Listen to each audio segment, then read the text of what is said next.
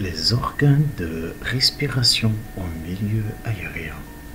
أعضاء التنفس في الوسط الهوائي. La respiration pulmonaire chez l'homme. التنفس الرئوي عند الإنسان. Les mouvements d'inspiration et l'expiration, الشهيق والزفير. Lors de la respiration, on remarque des mouvements de la cage thoracique, القفص الصدري, qui se gonfle ينتفخ pendant l'inspiration et se dégonfle ينخفض أثناء الزفير, expiration.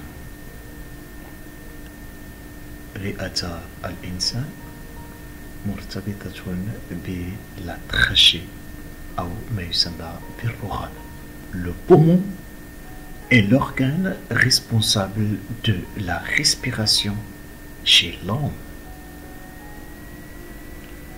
L'air inspiré passe par la trachée, الرغم, vers deux bronches, puis les bronchioles, les bronches القصبات الهوائية, les bronchioles القصيبات الهوائية.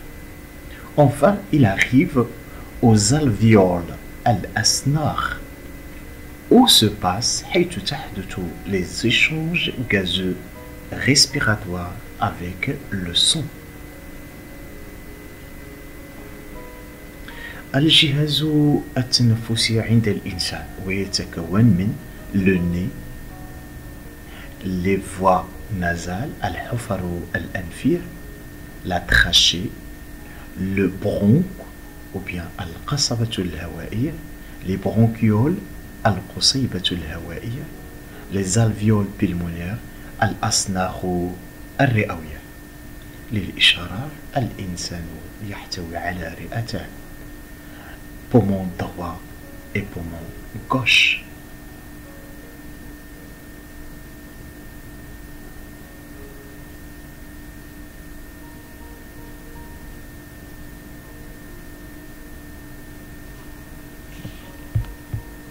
Schéma illustrant les échanges de gaz entre les alvéoles et le son.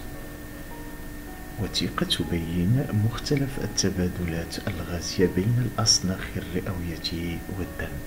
اللون الأحمر يشير إلى مرور الأكسجين، واللون الأزرق يشير إلى الدم الغني بثاني أكسيد الكربون. إذن هذه الأسناخ تكون مرتبطة بعدد كبير من الغازو كابيلار من العروق الدموية. هواء الشهيق المحمل بالأكسجين يمر إلى الدم، والدم يعطي للأسناخ الرئوية CO2 الذي يطرد خارجا عن طريق هواء الزفير. Le son qui arrive aux alvéoles est riche en CO2 et pauvre en O2. Il y en a des échanges avec l'air alvéolaire, الهواء السنخي, riche en O2 et qui contient moins de CO2. Donc le son sortant الدم الخارج s'enrichit en O2 et s'appauvrit يفتقر إلى CO2.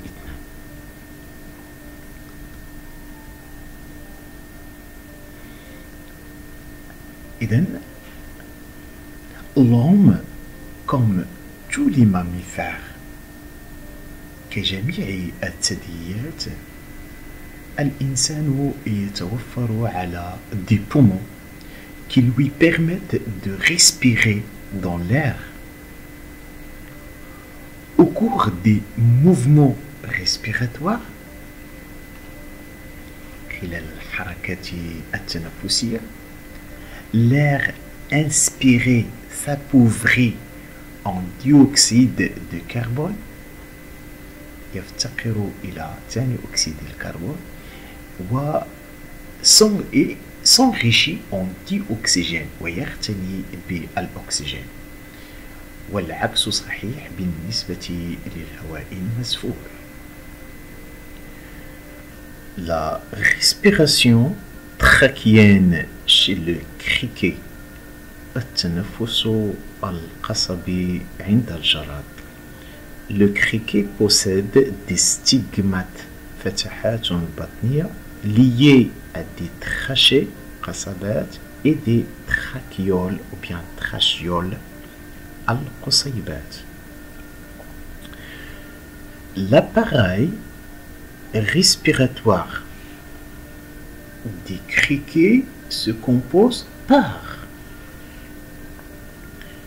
stigmates, trachées, trachéoles et sac alvéolaire أكياس سنخية. Le rôle des stigmates. Les stigmates permettent l'entrée de rouleau et la sortie وخروج الهواء. Réseau trachéen شبكة من القصبات. Il permet la circulation directe de l'air vers les organes où se font les échanges. تسمح للقصبات بالاتصال المباشر بين الهواء والأعضاء حيث تتم التبادلات الغازية. L'air pénètre par les stigmates dans le corps de l'insecte. Elle circule dans un réseau de trachées et de trachéoles jusqu'aux organes ou bien des cellules al-khalaya qui utilisent le O2 puis le CO2 créé par ces cellules et les organes repart au sens inverse et sortent par les stigmates.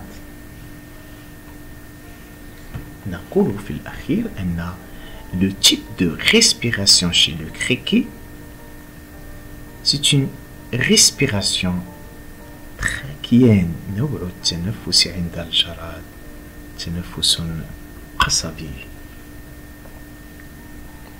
Conclusion.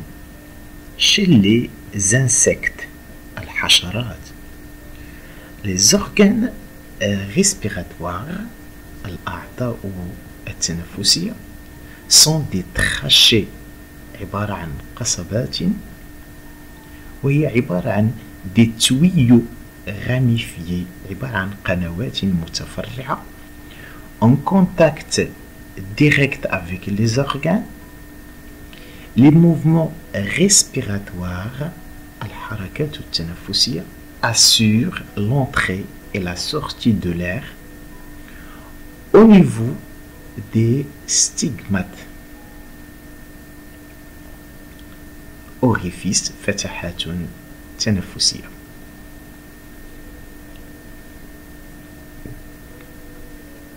Maintenant, on passe à la respiration aérienne chez les végétaux.